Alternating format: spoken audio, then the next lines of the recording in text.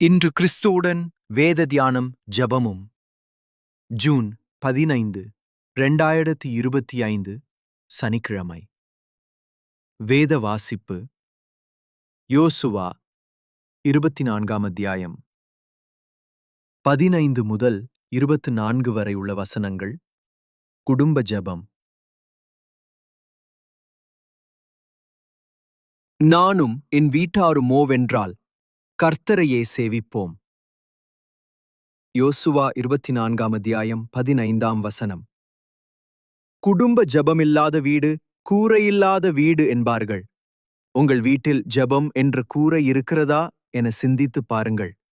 இந்த காலத்திலே குடும்பமாக தேவனை ஆராதிக்க நேரங்களை ஒதுக்கிக் கொள்ளுங்கள். கிறிஸ்துவ வீடுகள் பலவற்றில் கிறிஸ்துவே வீட்டின் தலைவர் என்னும் வாசகம் அழகாக வரவேற்பறையில் தொங்கிக் கொண்டிருப்பதை நீங்களும் கண்டிருக்கலாம். சில வேளைகளில் உங்கள் வீட்டிலும் அப்படி இருக்கலாம். கிறிஸ்துவே தலைவர் என்பது வெறுமனே எழுத்துக்களில் மட்டும்தானா? வீட்டில் உள்ளவர்கள் உள்ளத்தில் கிறிஸ்து இல்லை என்றால் அது துக்கத்துக்குரிய விஷயம். கிறிஸ்து தலைவர் என்பதை குடும்பத்தில் உள்ள ஒவ்வொருவரும் உணர்வார்களானால், குடும்பமாகச் சேர்ந்து அவரை ஆராதிப்பது அவர்களுக்கு மகிழ்ச்சியை தரும் காரியமாகவே இருக்கும். இஸ்ரவேலரிடம் இன்று நீங்கள் யாரை சேவிக்கப் போகிறீர்கள் என தெரிவு செய்யுங்கள் என்று கூறிய யோசுவா, நானும் என் வீட்டாருமோவென்றால் கர்த்தரையே சேவிப்போம் என்று ஆணித்தரமாக கூறியதைப் போல நாமும் கூறத்தக்க விதத்தில் நமது குடும்ப ஜெபங்களை அமைத்துக் கொள்ள வேண்டாமா? என்றைக்கு ஒரு ஆணும் பெண்ணும் திருமணத்தில் இணைந்து கணவன் மனைவி ஆகிறார்களோ அன்றைக்கே அவர்கள் குடும்ப ஜெபத்தை ஆரம்பிக்க வேண்டும்.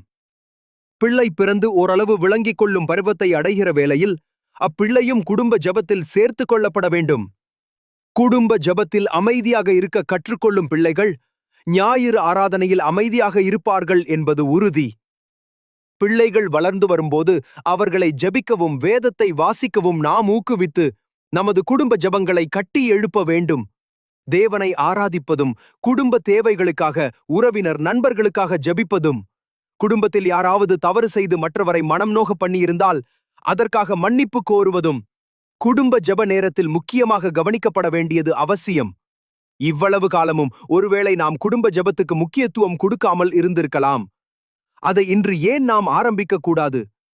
இதை வாசிக்கும் சகோதரனே சகோதரியே, உங்கள் குடும்பத்தை ஜெப வீடாக்க நீங்கள் முயற்சி செய்து பாருங்கள். அது பெரிய மாற்றத்தை கொண்டு வரும்.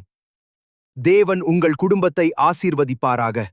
குடும்ப ஜெபத்தின் முக்கியத்துவத்தை எனக்கு உணர்த்திய ஆண்டவரே, இன்றே குடும்ப ஜெபத்தை ஆரம்பிக்க என்னை ஒரு கருவியாக பயன்படுத்தி அருளும். ஆமென். கர்த்தர் தாமே உங்களை வழிநடத்தி ஆசீர்வதிப்பாராக.